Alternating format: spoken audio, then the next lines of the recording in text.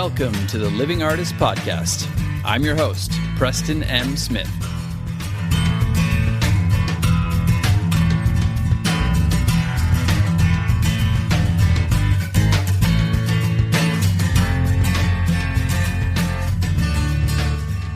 Hey, everybody.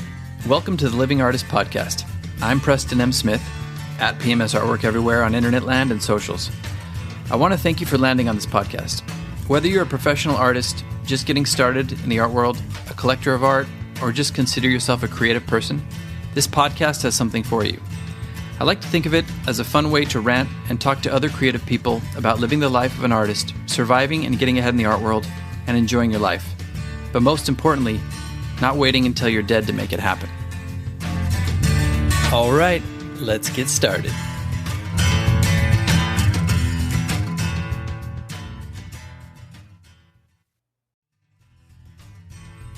If you haven't heard about Anchor, it's the easiest way to make a podcast.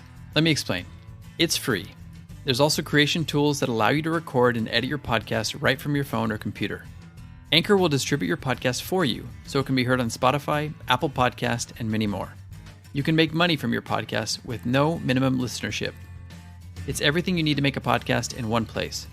Download the free Anchor app or go to anchor.fm to get started. Right, welcome back to the podcast. It's great to have you here. I'm filling in for a friend because today we're going to get down and dirty. We're going to talk about fear.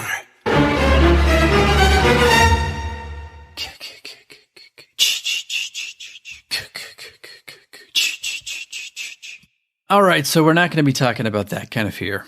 That was just a preamble.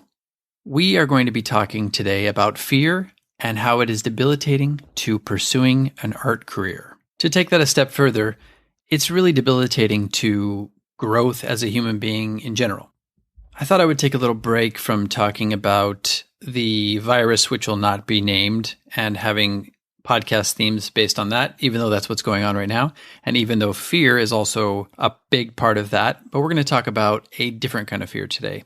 However, I wanted to start off by just saying to all those artists out there who are really suffering because of the pandemic, there is a new relief fund out there, and it is pandemic related. And you just go to artistrelief.org and you can sign up for their emergency grants. They will be giving 100 artists per week a $5,000 emergency grant.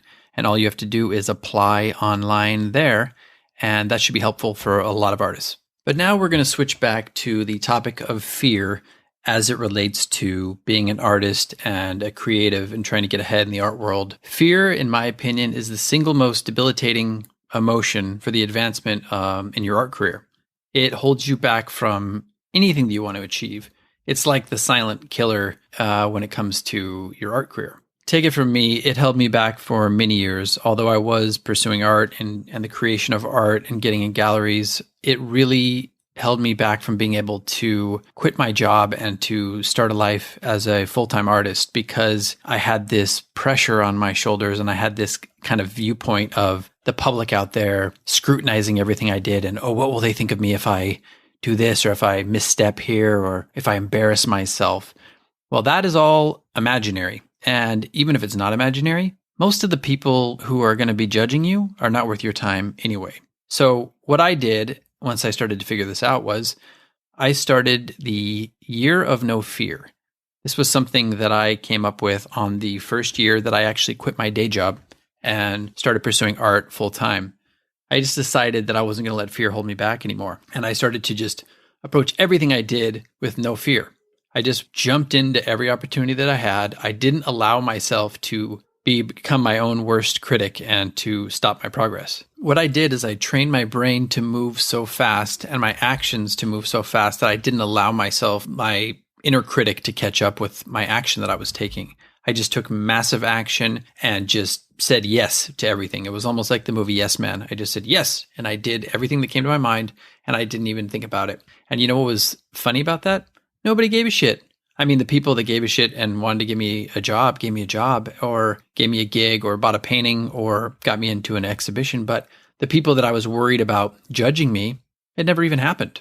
So this just shows you how imaginary this is and how it's basically a self-imposed criticism that doesn't need to be there. Look, sometimes people are going to judge you and sometimes people are going to talk shit. But 9 times out of 10, those are the kinds of people that you don't want in your life anyway. And most times are people who are just jealous because you're taking action that they were not able to take in their own lives. This might sound harsh to those people, but the great thing about that is even people like that have the ability to change and to listen to this and take massive action in their own lives and decide to turn being a negative person into being a positive person who takes action in their own world. So where does fear come from in the first place? It basically stems from a feeling of wanting to be accepted or to be a part of a community. And your fear is that if you do this thing, you will not be accepted and therefore not be part of this community. Fear actually robs us of that in the end anyway, because if you let fear get the best of you, you end up quarantining yourself off from the world in isolation and not doing the thing that you're meant to do here on this planet. And then you don't have a community anyway. Therefore, it's better to take action and have the possibility of achieving what you want to achieve rather than letting fear get the best of you and having nothing. So basically, we need to stop letting these naysayers, either real or imaginary, stop us from achieving what we want to achieve in life. It reminds me of what Brene Brown talks about, which is attributed to a Theodore Roosevelt quote about being in the arena. I'm not going to read the quote for you, but you can look it up. Just Google the arena and Theodore Roosevelt or Brene Brown, and you'll see the whole thing. But it basically says the credit goes to the person who's in the arena, who has blood and sweat and mud on their face, something to that. I'm paraphrasing, but not to the person watching who didn't have the guts to get in there in the first place. I think that's so true and really illustrates my point. So do you want to be in the arena going for it? Or do you want to be on the sidelines or in the bleachers watching other people achieve or strive to achieve their own dreams? I think the answer is pretty obvious. Well, then how do we overcome fear? We could pull a page out of the Tony Robbins book and start attaching pain and pleasure to things. We basically don't do things in our lives because we attach so much pain to them. For example, I don't want to get up in front of a bunch of people and speak because it's going to give me so much pain in the moment. Well, if this is a speech that's going to get you a better job or earn you a better wage, then actually not doing it is going to cause you more pain. So basically you flip the script and you attach more pain to not doing the thing that you're afraid of. And therefore you'll start taking a little bit more action. What I like to do is I like to write my goals down. I didn't used to like to write anything down. My wife was always like, write it down, just write it down, just write it down. She was telling me that to do because I was forgetting some of the things that I wanted to achieve. I would be coming up with all these ideas all the time, and then I'd forget about them. And she'd say, well, write them down, which sounds so simple, right? But it's very easy not to do. But a funny thing happened when I started to write down my goals. It kind of got them out of my brain, and also some of the fear I had for them was out of my brain. And when I saw them as a list in front of me, it just made them so much more attainable and kind of more detached from the fear that was involved with them. Therefore, I just used them as, okay, this is my to-do list, almost like a grocery list, and I would do each thing and then I would cross them off. It also gives you so much pleasure to look back on these goals later on when you achieve some of them, and you'll achieve so many more than you think you're going to achieve.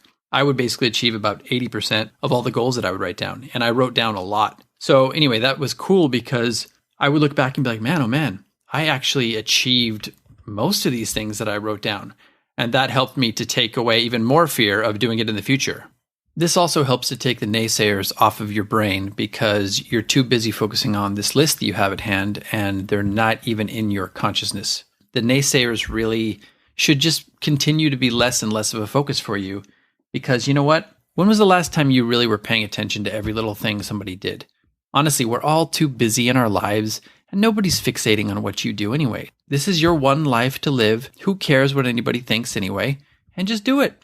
On the flip side, having a naysayer or a critic or a group of them really means that you're moving in the right direction because you're getting attention. And that's when those people come out of the woodwork. If nobody's paying attention to you, nobody's saying anything. So take that just as I take a rejection letter as a step in the right direction or progress because you're getting that public attention. And there's always going to be some people who don't like that because they feel threatened. So if you got some naysayers or some critics, you're on to something.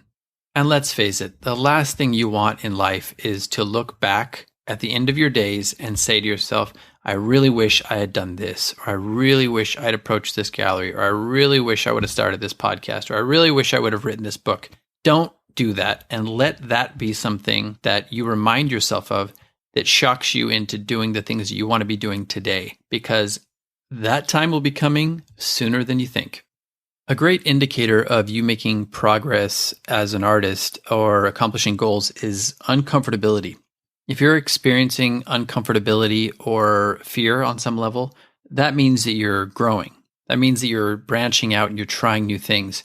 You won't have real growth without experiencing those things. So my advice is to trick yourself and train yourself to start to enjoy that feeling of fear or uncomfortability, because that means that you are on the right track. That is a great indicator.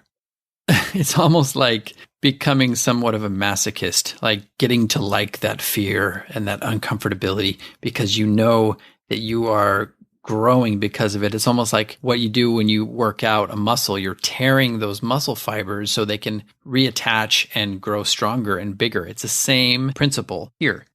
Again, 9 times out of 10, if I'm thinking about doing a project or trying something new, experimenting with something, if I get those butterflies in my stomach, if I start to feel a little anxious or fear or uncomfortable, I know that that's probably exactly what I'm supposed to be doing. I know it sounds counterintuitive, but that's the way you need to start thinking. That's a sign of growth.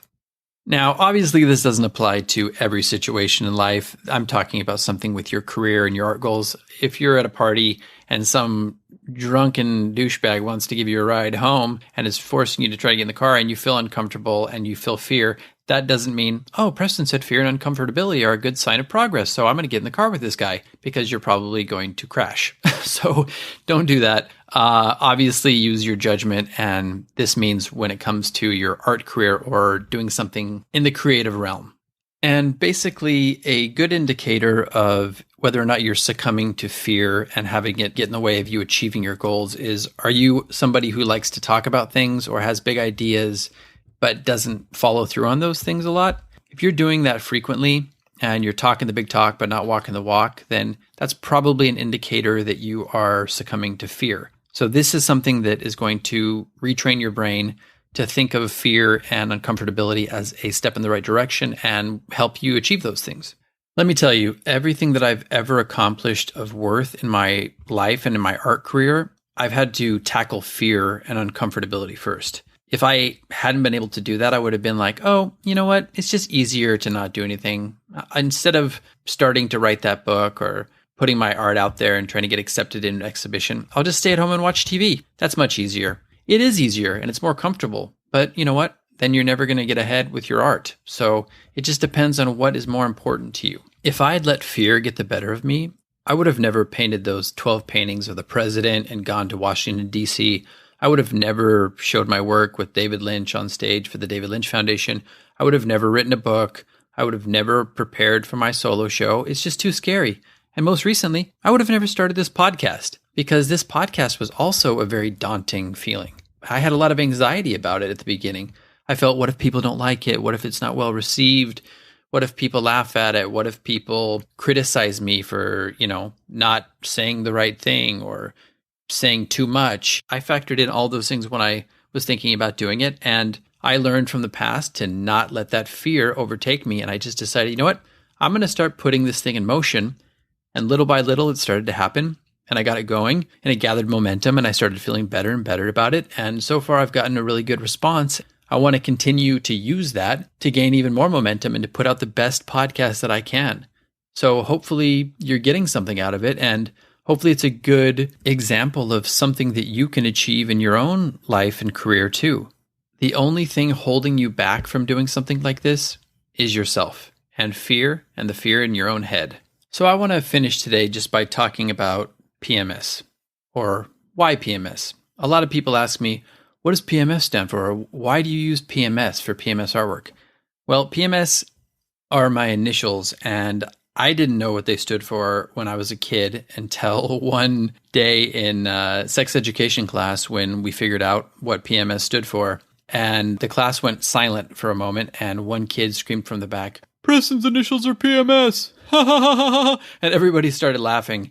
And I turned beet red and I got freaked out. And I was like, oh my God, I have been cursed with these initials and I have a scarlet letter on my chest. So I decided very quickly after that I was going to take a little bit of the power back and just own them and say, yeah, okay, I'm PMS. So whatever, I'm going to own it, and it's going to be something that I wear with pride.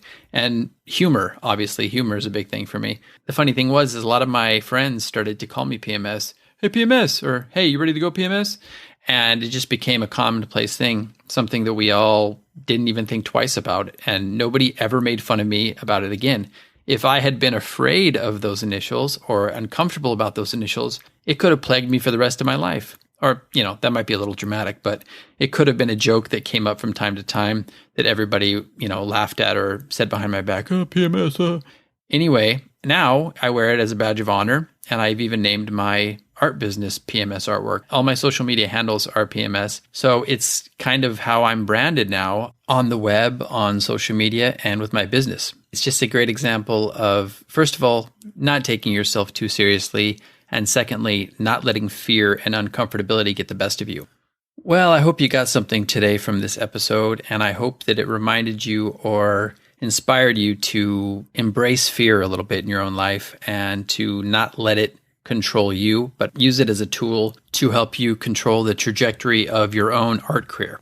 Wouldn't that just be fun? So let's all embrace our lives and help me say goodbye to fear.